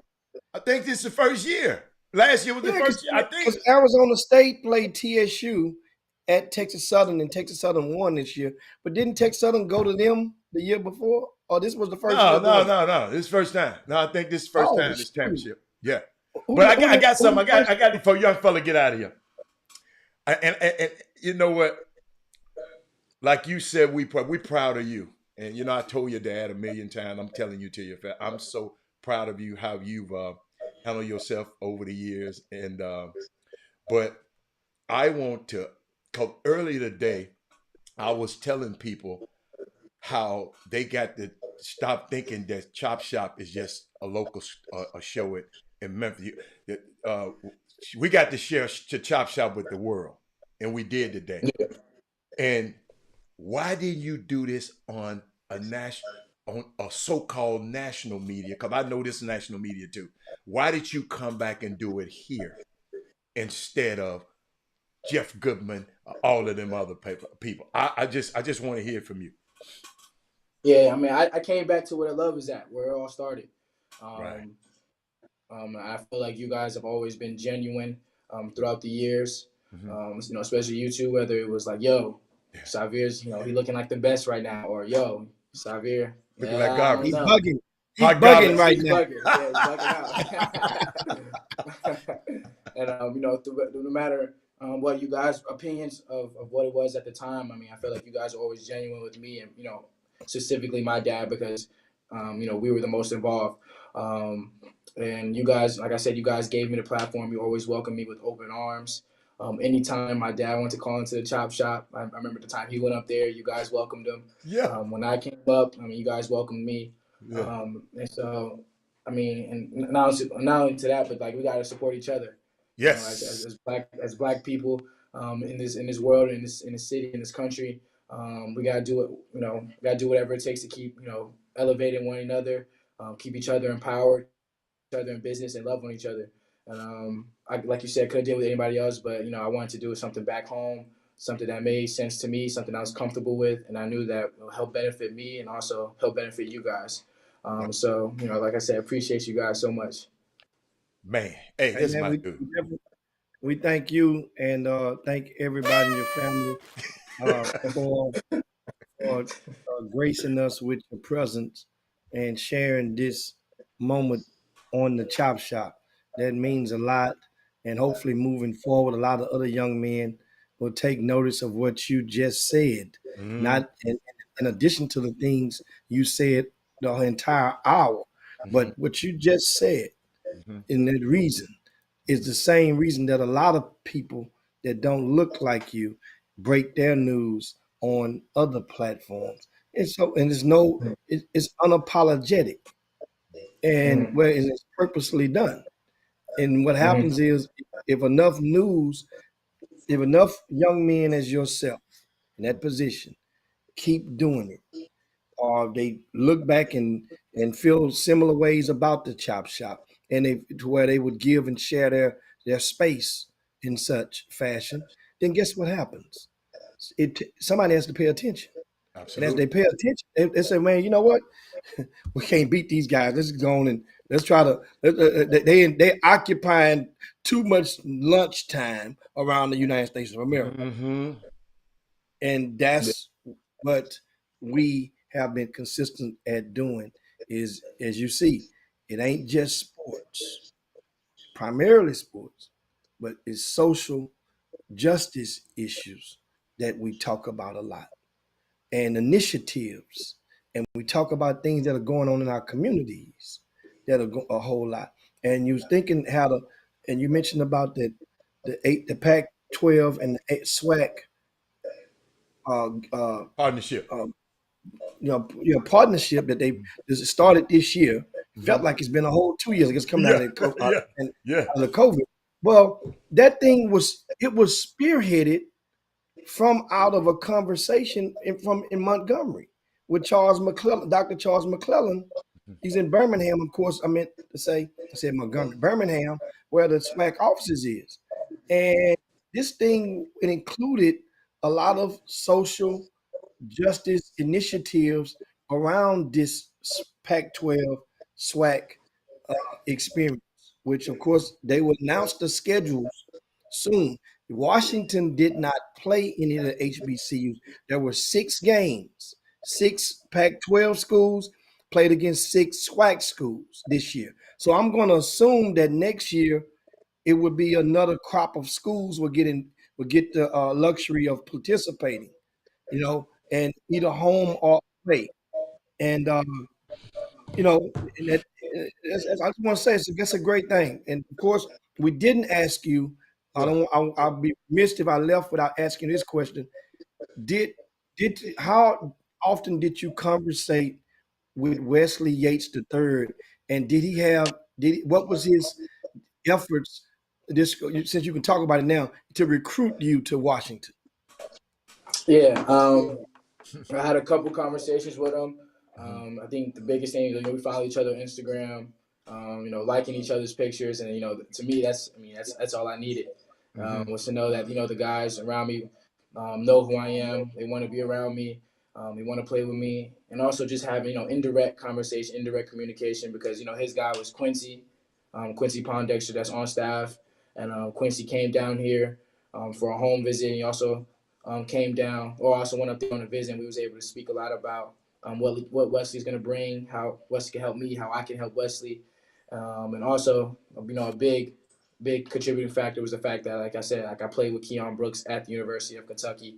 Right. So he was one of my good friends, better friends there. We kept that communication and constant. And then when I finally hit the portal, he was like, "Yo, would you consider?" I said, "Yeah, bro. Tell your coach, holla at me. Don't be scared.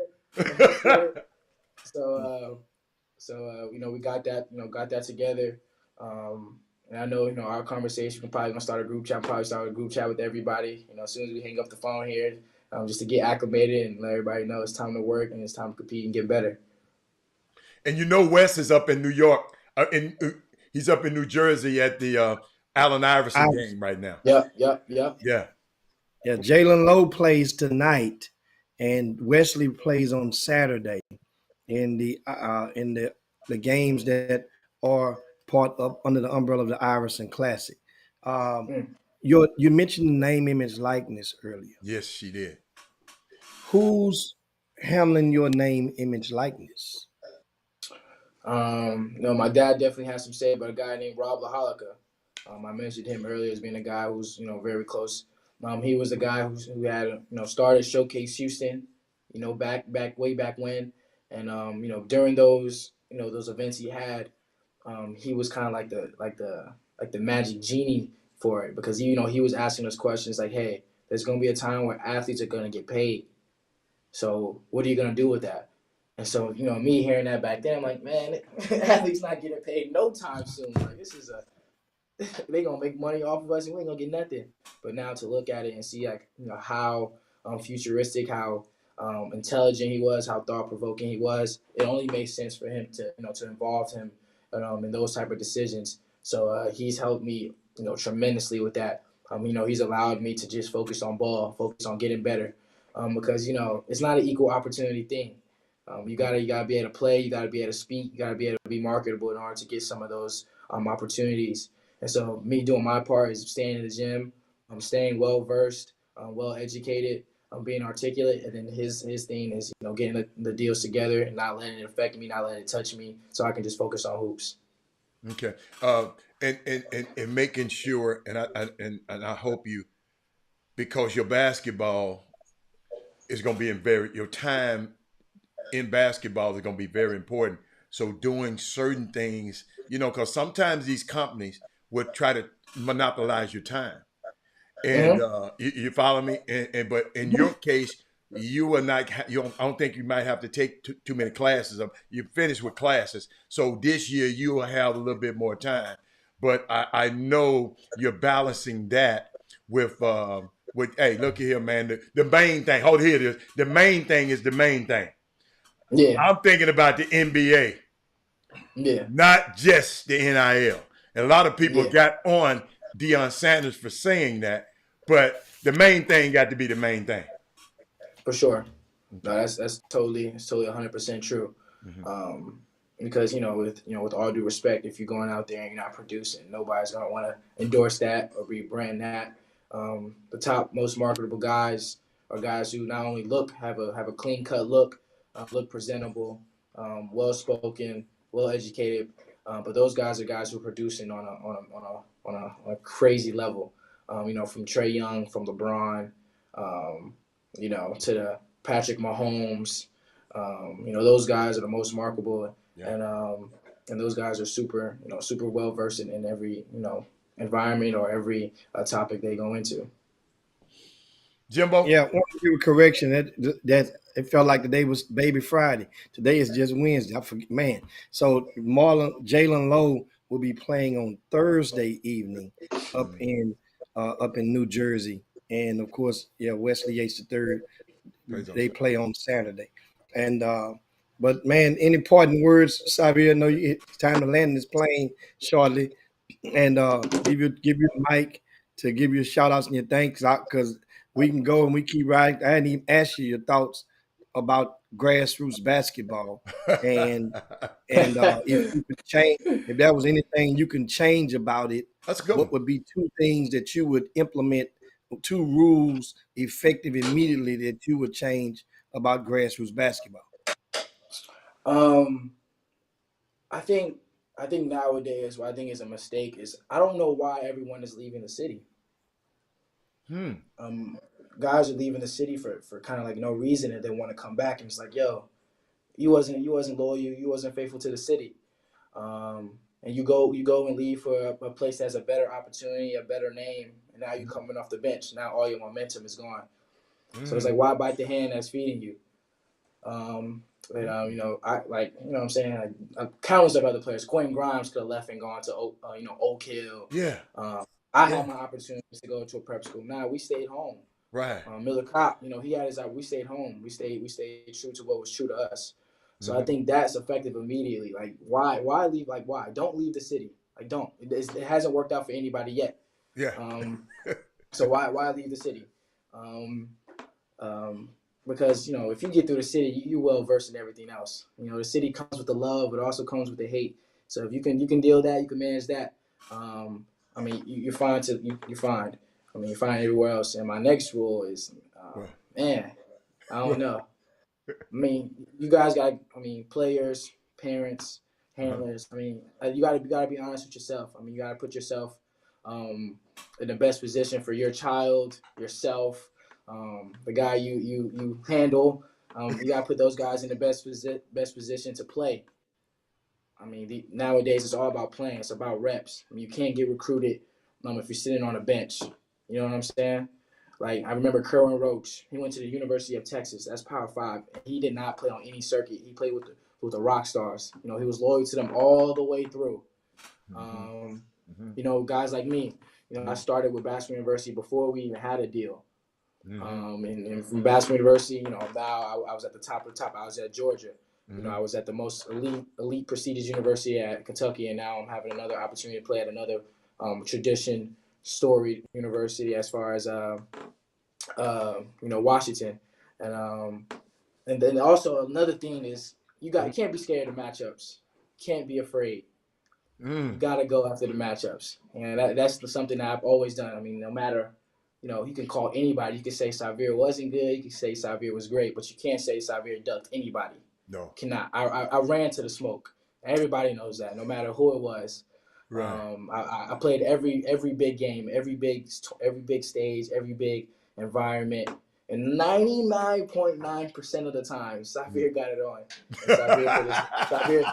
Xavier put his flag down. Xavier put the flag down. And so, I mean, I think those are the biggest three things. You got to play. You got to be honest with yourself. You can't be scared, and stay home, man. Stay home. Stay true to where you are and where you're from. Wow. Hey, well man. said, young man. I couldn't have said it better myself. Mike, huh? He said it in third person. Xavier puts his flag down. Yes, sir. In third person. He put his flag down. I didn't realize that, Jimmy, but coming from a player, I've usually heard you say that. But it's refreshing coming from a player and watching Xavier say, man, put your flag down. Man, hey, when I'm on that road, yeah, I was born in New York, but I grew up in Houston. I'm repping. I'm putting my flag down. I'm putting that Houston flag down wherever I go. So, and you don't have to, everybody, and I think this is what I'm going to sum it up. All you want in this whole game of basketball, you already have it right here. I think that's what he said. You already have it. You ain't got to be, you got to be a little bit more Dorothy. Like Dorothy said, there's no place like home. You need to click your heels instead of trying to get back to Houston, instead of trying to go to Never Land and the Wizard of Oz. So, oh, that's a good analogy. Jimmy, to the Wizard of Oz. Because hey, it ain't no wizard behind it. It was Richard Pryor behind the curtain. And he was scared. He was scary as hell behind that. He wasn't the Wizard of Oz. So I thank you. I just coming from a player. I've never heard that come from a player. And thank you for giving your take on it. I mean, I like that. I'm gonna talk about that some more over the next month on the show. For sure. Well, that being said, definitely it is time to slide down Dino's back and yabba dabba do this thing on this Jimmy, Wednesday. it ain't. We got 3 minutes. What is you doing? You can't keep these people slide down and give Xavier a chance to toss it on to the break. We'll be done. Okay. So, okay. And want to thank everybody for tuning into the Chop Shop today. This is a great experience. All you first timers, we invite you back tomorrow to chop it up with us on the Chop Shop. We're going to talk about the slew of NBA games that will be taking place this evening. Of course, the Miami Heat and the Bucks is one of them. And they, game 5 that is, and opportunity for Miami to close out. Mm-hmm. That would be also tonight is the Knicks and the Cavs. That is an opportunity for the Knicks to close out on the road, both of those two. Mm-hmm. And the Warriors and the Kings will be taking place tonight. And that series is tied 2-2. And it's just going to be rocking this evening for NBA action. We want to also give a shout out.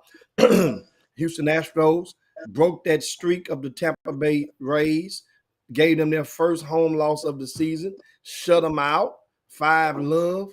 Mind you, we're without 3 starters, without Alvarez, without Altuve, without Michael Brantley. We're without those 3, plus without Lance McCullers, our ace pitcher. We're without all of those guys. And we're still on the road. They'll be back in action at 5:30 this afternoon in that series.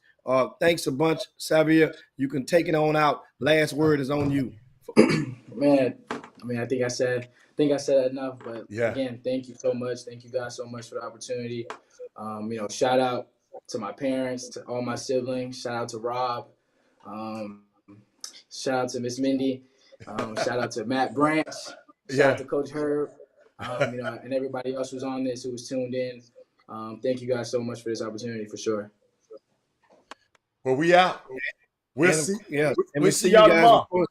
You guys want the transfer portal news, Grassroots transfer portal, you go over to rcssports.com. It is in the VIP news. We have about 4 of them. Jimmy, there you go.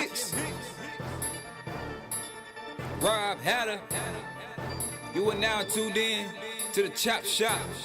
I'm Retro. Let's get it. We in the Chop Shop. We live in the Chop Shop.